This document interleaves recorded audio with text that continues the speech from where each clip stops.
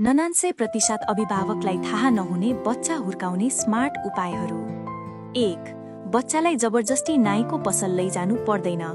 बच्चाको अगाडिको कपाल राम्ररी कोर्नुहोस्, त्यसमा पारदर्शी टेप टास्नुहोस्, पछि कैँचीले चाहिएको लम्बाइमा काट्नुहोस्।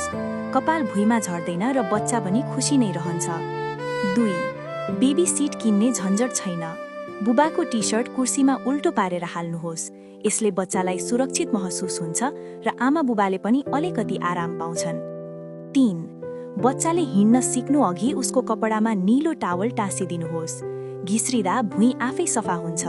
बच्चा खेल्छ, आमा बुबा तनाव मुक्त रहन्छन्। 4.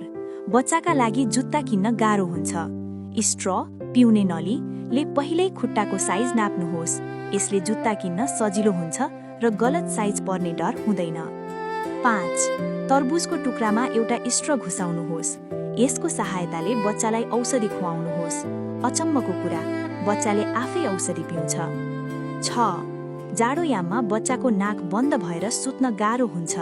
थर्मसमा तातो पानी हाल्नुहोस्, भित्र एउटा कपडा वाश क्लथ राख्नुहोस्, त्यो बच्चाको नाक नजिक राख्नुहोस्, बच्चा धेरै आरामसँग सुत्छ। 7. कम्बल रोल पारेर तकियाको खोल भित्र हाल्नुहोस्, बच्चालाई त्यसै भित्र सुताउनुहोस्, झन आरामदायी हुन्छ र आमा बुबाले पनि राम्रोसँग आराम पाउँछन्। 8. किनमेलका झोला नफाल्नुहोस्, भिडियोमा देखाए झै प्रयोग गर्नुहोस्, यसले साना बच्चालाई हिँड्न अभ्यास गर्न मद्दत गर्छ।